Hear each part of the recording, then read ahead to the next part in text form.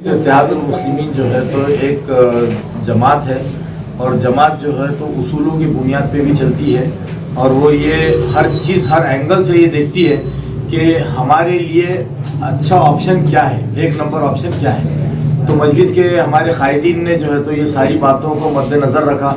उन्होंने कई लोगों से बातचीत की होगी, सारे जो तो कसौटी पे उतरने के बाद में जो भी उम्मीदवार उनकी नज़रों में आया उसको टिकट दिया। अगर मुझे टिकट नहीं दिया जाता तो भी मैं मेरे कायदीन के ऊपर भरोसा करता और मैं जो तो मजलिस का काम करता। और जो लोग रेस में थे वो हमारे भाई हैं, वो हमारे दोस्त हैं, उनको भी पता है और उनको भी मालूम था कि टिकट अगर 100 लोगों ने भी मांगे तो एक को ही जाएगा और 10 ने भी मांगे तो एक को जाएगा, एक ने भी मांगा तो एक को ही जाएगा। तो वो हिसाब से वो लोग भी इंशाल्लाह जो है तो मजलिस का काम करेंगे, पूरी उम्मीद है। और हमारे पास ऐसा कुछ है भी नहीं। मैं समझता हूँ कि मजलिस के कायदीन ने कुछ सोच समझ कर फैसला लिया है। अभी आपने देखा होगा कि मध्य के अंदर बड़े दिग्गज जो तो नेता आपके जो तो उसमें उतर रहे हैं, इलेक्शन के अंदर उतर रहे हैं, तो इसको आप कैसे नजरिए से देखते हैं? देखिए, दिग्गज नेताओं के नाम तो आपने बोला नहीं, फिर दिग्गज का वो खिताब दे दिया। वो कितने दिग्गज है, कौन दिग्गज है वो पता नहीं। नासिर भाई, मेरा ये सवाल है, अभी लोकसभा के इलेक्शन चालू है और आप एक एमआईएम के उम्मीदवार है, जिसमें जो है तो एक माँ युति के एक पावरफुल लीडर आए हुए हैं, एक माँ विकास अघाड़ी के आए हुए हैं और एक वंचित के, तो आपकी फाइट किससे रहेगी?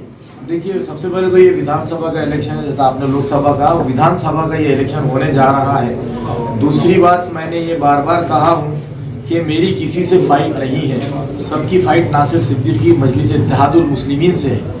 ये जो है फाइट सब लोगों की मेरे से है, मतलब मेरी जमात से, मेरी पार्टी से। तो मैं समझता हूँ कि मेरी किसी से फाइट नहीं है। नासिर सर, हर पार्टी में वर्करों की नाराजगी होती है, आपकी पार्टी में भी कुछ लोग नाराज है, तो उनकी नाराजगी दूर कैसे?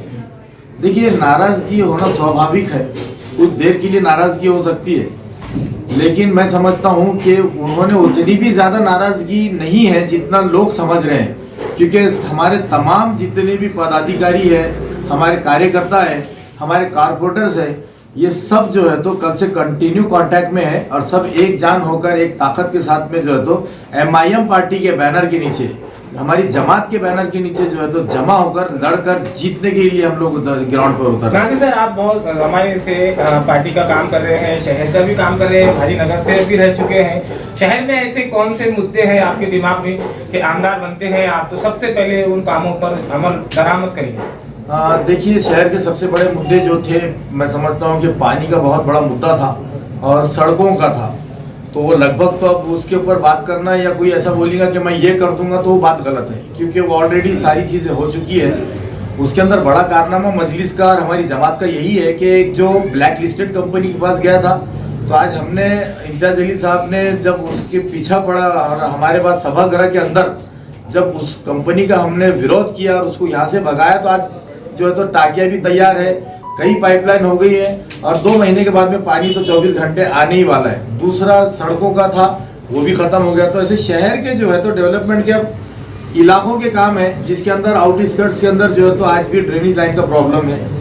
उसके बाद में आप देखेंगे तो गुंठेवारी का एक मसला है हमारे पास में। तीसरा, आज जो लोग परेशान है कि जो डेवलपमेंट प्लान आया है उसके अंदर कई ऐसी प्रॉपर्टीज, कई ऐसे जो है तो मस्जिदें और धार्मिक स्थलों को डाल दिया गया है जो नहीं आते। तो अभी तो मैं समझता हूँ कि ऐसे डेवलपमेंट प्लान को सोचना समझना पड़ेगा और उसके ऊपर काम करना पड़ेगा। आखिरी सवाल आपसे, आप अभी जो इमाम का फॉर्म भरने वाले आमदार के लिए, तो कब तारीख तय की सर? नहीं, आज हमारा डिसाइड हो जाएगा इंशाल्लाह। इम्तियाज अली साहब के साथ में बैठेंगे हमारे कुछ पदाधिकारी और हमारे लोग, उसके बाद हम लोग डिसाइड करेंगे कि इसको रैली की शक्ल में भरना है या कुछ लोग जाकर जो है तो हम लोग फॉर्म भरेंगे। तो वो आज हमारे पास में हमारे जो नेता है वो जो डिसाइड करेंगे उसके साथ में।